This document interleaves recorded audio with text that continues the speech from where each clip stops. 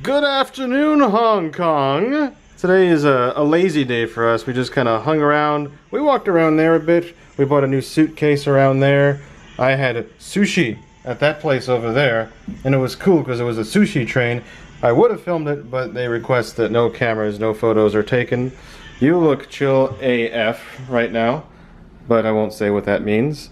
And we are headed over to Radio 3, Hong Kong Radio 3, and apparently we're going to be a guest of Mr. Steve James. I'm unsure if he's going to like interview us, but he said to keep in touch and hang out. But we did just get a shout out on the radio, which was pretty cool. Headed to the radio station. Radio Television Hong Kong, the broadcasting house. We're going to sign in as we were told to do. These must be really nice to have. Lots of nice awards here. Look at that. This one kind of looks like an Oscar, doesn't it? Best Shorts winner. Very nice. How interesting this is. I'm getting a tour of the station here. Down the corridor, there's the Cantonese stations. Okay. The people with the big audiences. Oh. And then there's us. Oh, this is the room, man. Take a seat. All right.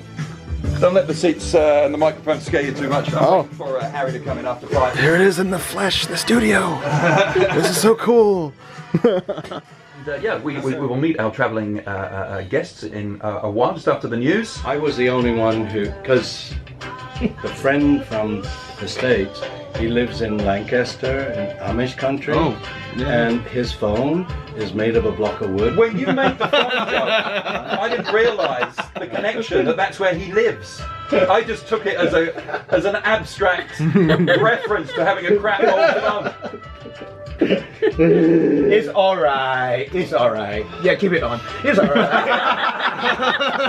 I am very happy. I think Dunkley. today we actually have an audience. Can we?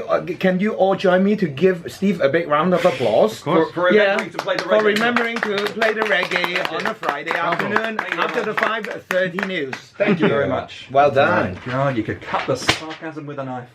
Right, every day on the programme, we, for the last couple of years or so, have been periscoping. I always plug the app for live streaming. You connect up with people, and some of the people we've connected up with, there's Ant and there's Kitty, and they're in the studio with us right now. Hello, Ant and Kitty. Hello, hello. How you doing? Don't tell anyone I just waved at everybody. No, on the you radio, did. so, yeah. Well, we can hear it. Okay, you guys can We hear can it. hear it, yeah, because your voice was giving it away. Yeah. No, but you see, times have changed. You know, the periscopers are saying, "Oh yeah, he waved to us." That's right. A lot of people can see you as well. And we connected up because you say that you do a travel vlog. Yes. Now, does that mean that you are, and stuff appears on YouTube, I saw your YouTube channel, does that mean you do a lot of travelling and you get the opportunity to do a lot of travelling, or you just do this when you go on holiday? Well, we put up a new video every Tuesday, so every Tuesday is a new video. Wow. So Fantastic. we don't travel every Tuesday. But, Okay. You know, so this trip to China, Hong Kong is going to be a few months probably spread out. You've just come down. Clever. You've just come down from China. Yeah. How was that? You can answer that one. That was very interesting. That's what we like to hear. Okay. That's what we like That's to it, hear. yeah. No, you wanted to talk about that certain... No, I didn't. Oh, okay. You were going to mention... Okay. On the piece I saw on the YouTube clip, that wonderful thing that happens to all foreigners Ah, yes. is people wanting to have their pictures taken with you. Yeah, that was interesting. We like that. Which part of China did you go to? Oh, just Beijing. Just Beijing. Just the capital. It should be really hot right now. Yeah. Yeah. So did you fly all the way in to Beijing? You land in Beijing? Directly from New York, yes. And it would be the first time, right? Wow. Was there any culture shock? Probably after the second day. There was, Right. yes. Yeah, I have to ask that. Yeah, I was just going to ask, when did that kick in? Because Beijing now is not the Beijing that I went to in the 80s. If you went there in the 80s, culture shock right there. The first second, as you arrive, you could smell it. Yeah. But now Beijing is really very up-tempo. Yeah, it's just like New York. Yeah, some parts. Some parts. Yeah, they have the McDonald's, There was a McDonald's. wow. There was. Hey, listen, etc. hey, listen, I'm just getting over the fact that I'm still in shock that Sai Kung has McDonald's. That's true. China, isn't it? That's right. So I always ask that question. So the second day it kicks in. So Yeah. where did you go, and what actually gave you that culture shock? That was a good. We were actually on a guided tour of what street was it? It was some narrow street, and then just didn't notice that everything just kind of at that time kicked in. Like, oh, I'm really not at home right now. Oh wow. Right. Yeah. It looks a little bit more like, oh, this is China. Yeah. Yeah, Yeah, like really. Tintin, like the Tintin cartoons, right? Sure. Yeah. Well, at some point, I suppose, at some point, you can't avoid the fact that you're in what is technically for you a foreign land. Yeah. You know, which shouldn't be a big surprise, except when it does hit you, you sort of go, But you didn't feel. Hopefully, you should certainly not in Beijing. You didn't feel too disconnected from being able to get to something that makes like McDonald's, something that makes you sort of stable again. You know. No, it was, No, I mean, not really. no, we're well connected with our internet, so What? we're That's good. right. Yeah, that's important. Well, since we were talking about the Big Macs, are you guys good in? We are sponsored by them. Are you guys good in eating food from foreign land? I am. I pretty much would eat anything. Oh, what is really? that? So I won't. So are you sure? Would you like a piece of this? Well, how about you? No. Ah. Okay, so what is your eating experience in mainland China? It was difficult. Did you have that conversation before you left, though? Did you Yes. know? And how did that go? It went along the lines of bring lots of snacks from home. Okay. Peanut butter. Peanut So butter, there's a lot of peanut butter in our bag. which is good. Peanut butter Yeah. is good. Yeah. Yes. Peanut butter and crackers. Yeah. That's kind of. Is that what I've you were been eating in living on. Beijing? No, don't tell me that you were actually eating peanut butter in Beijing. There's so much more. No? Dumplings were really good. I had a lot of that. Dumplings. And the Peking waitstaff. duck? Did you have Peking duck? Not yet. Should not. All right. Yeah, it's difficult. You don't want to be. We were talking about this the other day. We've got groups of friends that are traveling. Very young. They're all my daughter's friends. Yes. So they're all young, That's young. and they're from all different parts of the world.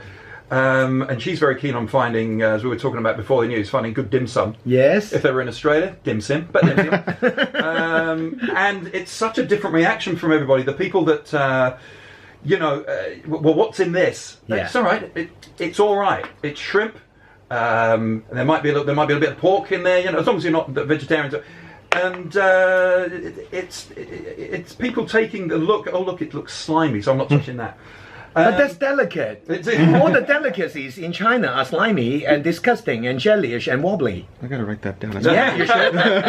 All the way from shark's fin to the sea slug and sea cucumber.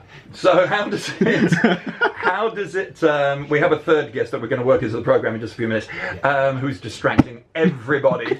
Don't worry, this is completely normal. I This is really everyday want life. to. I have another question for you. I'm always very keen to know. I'm sure you have a lot of worthwhile experience you are going to share every Tuesday, right? In the coming few Something, weeks, months, yes. or whatever. But just in case, if there is only one opportunity, if there is that one thing that you really desperately want to share with the rest of the world about your experience in China, what would that be?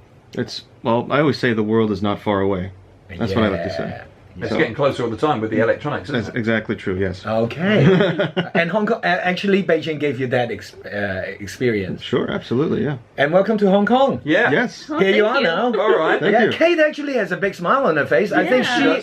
I think for the first time you can actually leave that peanut butter alone. There we go. We're Right. edging closer to it. Okay, Ant and Giddy, thank you very much. Stick around the studios, and we'll course. meet guest number 3 Yes. right after this. We don't have to, do we? Yes, we do. No. No, I can go. It's okay. Well, thanks for dropping by. Thank you. Great music. I like the lyrics of this I know song. You like this one. Fantastic. Easy to follow. Right, don't be too eager. Have you got your numbers? Have you rehearsed your Oh numbers? yes, I have.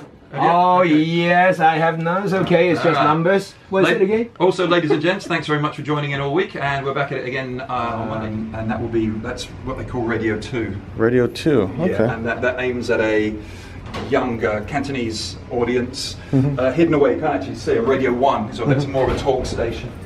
It's Oh. in there. Oh, there you go. There's Oh, hello. Radio 1, Oh, it's on the air. Radio 2. So you've got the old original sort of studio, and this is built on the premise that you have an operator in there And here you would have discussion programs, or maybe you'd record dramas, plays, documentaries, anything radio. But this is more of the older school version. Because you wouldn't operate that stuff yourself, you'd have your performers here. So what's happened now is, for needing of space, more workstations, you know, they set up a little deck here so somebody could do some extra work separate if it's not being used. As you can see, there are about 3 of these in the place. So you could record a band, you can set up a band in here. Yeah, cool. This is what's left, but this is really old school. Is that like a vocal booth? No. No, it is not. It is the remainder of this is a mahjong table. I see. This goes back to the 60s and 70s. There's not much of it left. It's just these little bits. This would have been the sound effects department. Oh, like Foley and all that. Yeah. Oh, really? Exactly. Oh, no kidding. Footsteps. Oh, wow. You can ADR the whole thing here. Exactly. And these are the various bits and bobs also used for those things. You've got the bells and buzzers, anything that makes, you know, the whole Foley thing. Like yeah, cool. So, but they haven't thrown it away completely, which is quite interesting, which means somebody's using it sometime. Any elector, so any voter, can actually bring a case to challenge the election. You know, now moving forward, as you say, so the legislators, it seems, as of today. You just noticed over the radio station here, that looks a lot like the Tower of Terror. So we didn't get a first-hand look at the elevators, but I'm not sure if we're going to do it. But there you go. Tower of Terror, Hong Kong. Did we have a good time today? Yeah. We had a good time with Steve, and it was cool of him to show us around and point us to this direction. And this restaurant has the nicest view I've ever seen. I think Clea agrees. What is the name of the place? Monkey 47. Hey, for some reason we found some fake plastic trees. And fake grass. And fake grass. What does it taste like? I don't know. Taste it. I'm not gonna taste it. No.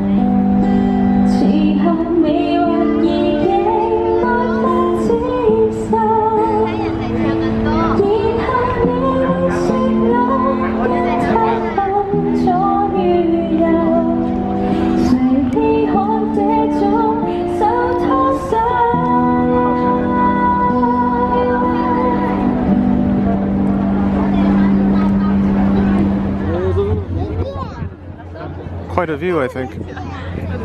Check out this boat, man. That's so cool. We gotta ride that boat. I love that view. This doesn't get old, I'm sure, to anybody, even if you lived here. Here's another boat right behind it. That's so cool. This is, it says Aqua Luna on it. Is that the name of the boat? Okay. I like the flags. Wonder what it says. Anybody can translate that. Would be appreciated. I know that's the flag of Hong Kong right there. That must have been really cool to ride that. Although we don't know what they're saying, we're actually quite involved in this show. We think it's sort of like America's Got Talent, but it's called... The Voice. Oh, sorry, The Voice, but it's called Sing China. This guy's doing everything with his voice. It's really cool. And we think this is a Cantonese translation on the bottom, because this is Sing China, not Hong Kong. I hope you guys are enjoying this as much as we are. Good night from Hong Kong. This guy's going far, you can tell.